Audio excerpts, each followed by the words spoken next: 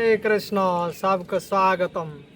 आज हम लोग जगन्नाथ जी के शान यात्रा का बारे में आलोचना करेंगे। जगन्नाथ जी जो है उन्होंने है महाभाव का स्वरूप है, श्री कृष्ण के सबसे कृपालु अवतार है, प्रकाश है। क्योंकि श्री कृष्ण का जितना विग्रह है वो सब के पास राधा का प्रेम नहीं मिलेगा, लेकिन जगन्नाथ जी के पास आप जाके मांगिएगा तो मुझे राधा का प्रेम दे दीजिए, वो जगन्नाथ दे देगा। जगन्नाथ जी के पास कोई जाकर खाली हाथ में नहीं वापस आएगा। महाप्रभु ने हम लोगों को सिखाया, 12 गो स्टेप सिखाया रामानंद राय के माध्यम से, और उसका सबसे ऊपर में है राधा का प्रेम। तो उस प्रेम जगन्नाथ दे सकता है, क्योंकि जगन्नाथ कृष्ण की इस जगन्नाथ स्वरूप का प्रकाश हुआ राधा भाव विरह विधुरा, राधा के विरह में इस रूप का प्रकाश हुआ। और इन्होंने जगन्नाथपुरी धाम में नित्य विराजमान है। तो शान यात्रा जो है, जब राजा इंद्रदुम्न ने उत्तर भारत से खोज कर रहा था अभी वर्तमान भगवान कहाँ दर्शन मिलेगा, तब नारद मुनि ने उनको बताया जो नीलाचल में नील समुद्र के तट पर नील पर्वत के ऊपर नील मंदिर के अंदर में नील माधव विराजमान है।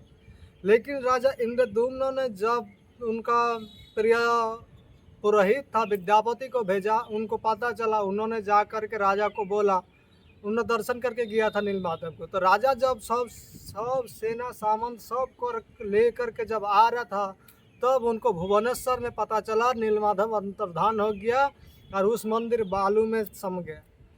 तब उन्होंने बहुत दुखी हुआ और बहुत रोने लगा। तब भगवान ने उनके सपना में बोला, तुम जाओ, जा करके समुद्र में के एक लकड़िया आएगा और उसको उठा के तुम मेरा मूर्तिया का निर्माण करना, और हम इस स्वरूप में सबको दर्शन देंगे, क्योंकि आप मेरा नीलमाधव स्वरूप का दर्शन नहीं कर सकता है। तब राजा इंद्रदुम्न ने गया और इस मूल लकड़ी को उठाया, लेकिन उसको बनाने में कोई शिल्पकार ने बना नहीं पाया, उसमें टच भी नहीं कर पाया। तो विश्वकर्मा ने आया, आकर के राजा को बोला हम बनाएंगे, लेकिन 21 दिन तक मंदिर का बंद रखना होगा, मतलब दरवाजा बंद रहेगा, आप खोलिएगा नहीं।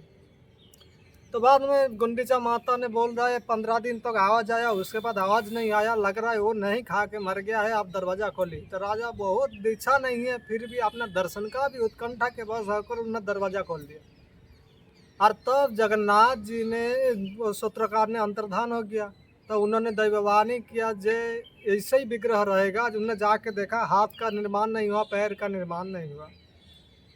तब जगन्नाथ ने सपना में बोला, इसी स्वरूप को तुम सुंदर से अभिषेक कराओ और इसको सुंदर अंगराग करके इसी विग्रह को सेवा करो। तो उन्होंने ब्रह्मा जी का उपस्थिति में इस विग्रह को अभिषेक किया था, और ये है कृष्ण के जगन्नाथ स्वरूप का आविर्भाव है। ये शान यात्रा जो है जगन्नाथ जी का आविर्भाव। और कोई इसका दर्शन करेगा तो जैसे कि किसी का आविर्भाव में से बहुत उदार होता है, बहुत दान देता है, इस दिन में कोई दर्शन करेगा, उनको स्नान करवाएगा, तो जगन्नाथ पूरा राधा का प्रेम वितरण करेगा।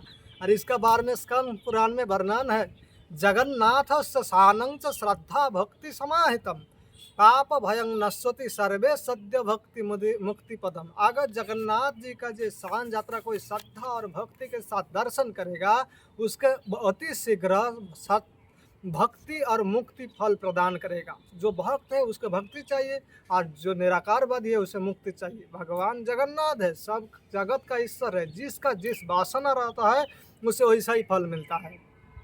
और वर्णन है कि जगन्नाथ शानेन पापं नश्यति सर्वदा। जगन्नाथ जो शान दर्शन करेगा वह उसको शान करवाएगा, सारे पाप को विनाश करता है। और पापं नश्यति सर्वदा, पाप का सदा नाश करता है। पावन सदा सर्वदा पवित्र मक्षं मार्गस्य पारपथिक सुखं ददाति सर्वदा। अर्थात जिसको मोक्ष चाहिए उसको मोक्ष मिलेगा, और सदा सर्वदा के लिए सुख का प्राप्ति होगा। इसलिए सबको चाहिए इस जगन्नाथ शान यात्रा में जाना, दर्शन करना, अगर संभव होगा तो अभिषेक करवाना चाहिए।